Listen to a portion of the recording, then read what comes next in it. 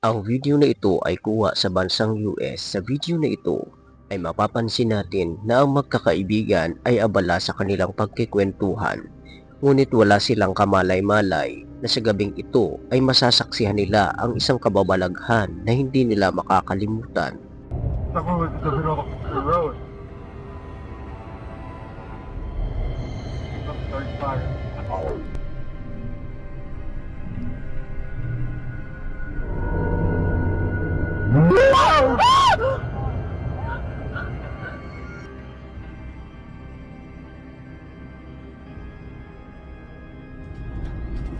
Started fire. Fucking hot.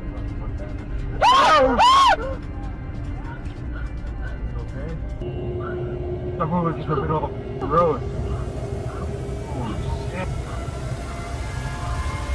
Sa video na ito ay mapapansin natin na ang nilalang ay nakatayo lamang sa gitna ng kalsada. Ngunit ang nakakapangilabot dito, ang nilalang ay bigla na lamang naglaho ng parang bula.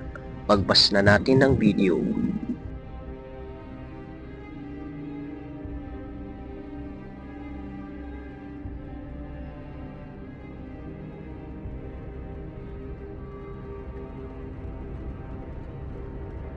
Isang misteryosong pangyayari naman ang naganap sa bahay na ito dahil bigla na lamang gumalaw ng mag-isa ang doghouse ng aso kahit wala namang pisikal ang humawak dito.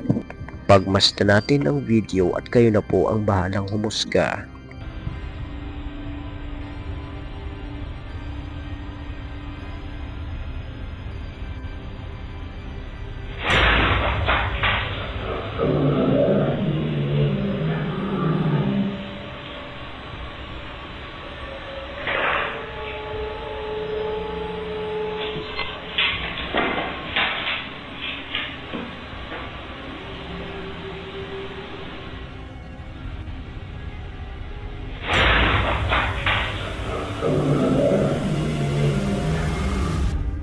Sa video ay mapapansin natin na bigla na lamang gumalaw ng mag-isa ang bahay-bahayan ng aso na siyang naging dahilan naman upang ang aso ay lumabas dito.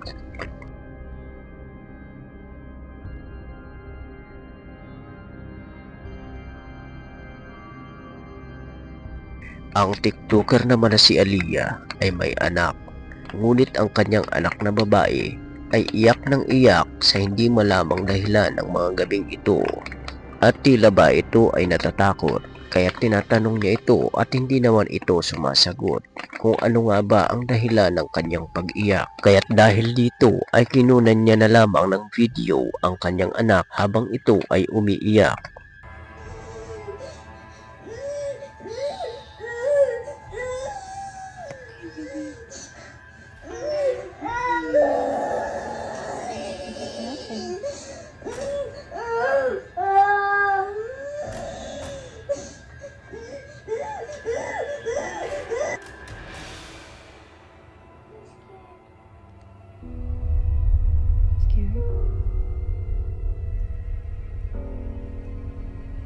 Go, baby.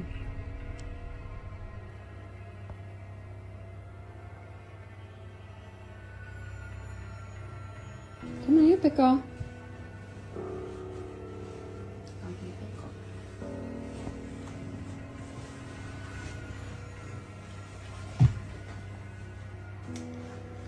Pickle. It's okay. There's the vent right there, baby. See? The vent pushes the door. You're fine, okay? You big girl? I'm scared, just remember. Baby Lenny's here, Mommy's here. We're all gonna be together in the same house. It's gonna be okay. Let's go to bed.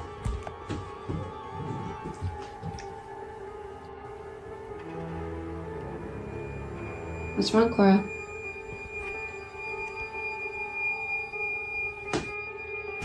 What are you afraid of? You're scaring me, honey. I don't see anything.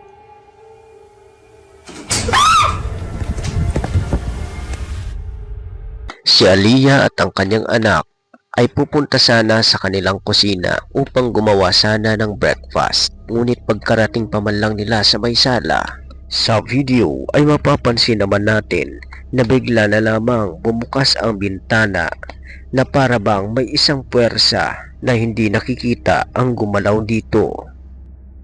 Dahil dito ay agad na in-upload ni Aliyah ang video na ito sa kanyang TikTok account at ipinaliwanag na hindi naman ito magsasara ng mag-isa kung hindi ito sasadyaing isara isa-isa. You have to be physically standing by the blinds in order to close them like this. And also, all 4 of them close at the exact same time. It's not electronic, it's not battery powered, it's...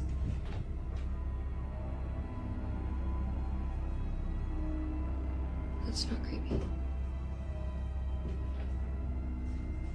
Sa video ay mapapansin natin na bigla na lamang gumalaw ang pinto habang siya ay nagsasalita, kaya't agad niya itong nilapitan. Ngunit sa video ay mapapansin natin na siya lamang ang tao sa loob ng kanyang kwarto. Isa kayang masamang espiritu ang nagpagalaw dito? Kayo na po ang bahalang humusga. Ang dalawang lalaki naman na ito ay labis ang kanilang pagtataka sa kanilang hotel dahil may misteryosong bagay na gumagalaw sa kanilang kama. At dahil sa kanilang kuryosidad at pagkahiwaga sa bagay na ito ay agad nila itong kinuha ng video. Nah. Yeah,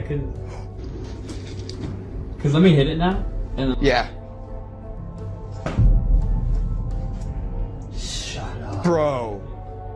Sa video ay mapapansin natin na ang bagay na tila ba ay isang kamay ay para bang sila ay pinaglalaruan habang ito ay gumagapang sa kanilang kama.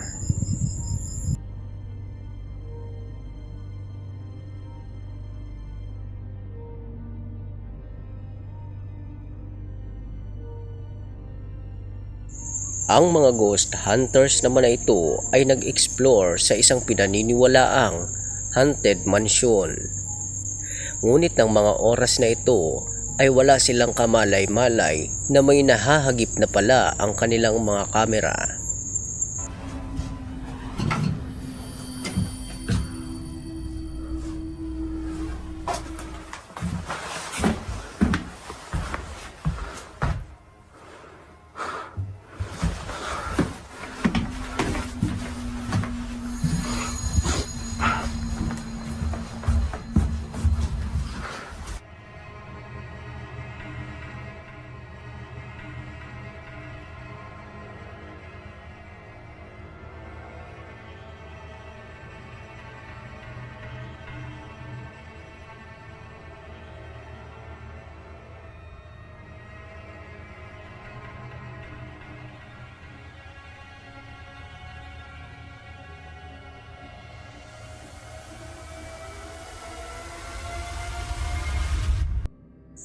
Sa video na ito ay mapapansin natin na may nakatayong isang nakaitim na nilalang sa isang hagdan.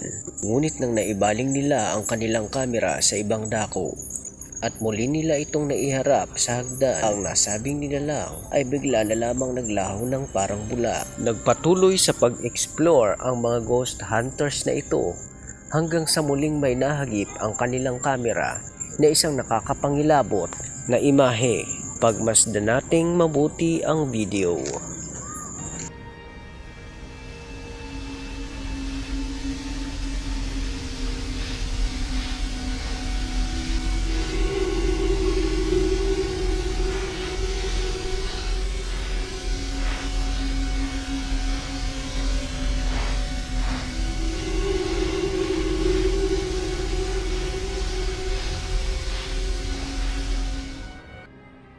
Ngunit ang malaking katanungan ay isa nga ba talaga itong masamang espiritu na nakatira sa haunted mansion na ito? Kayo na po ang bahalang humusga.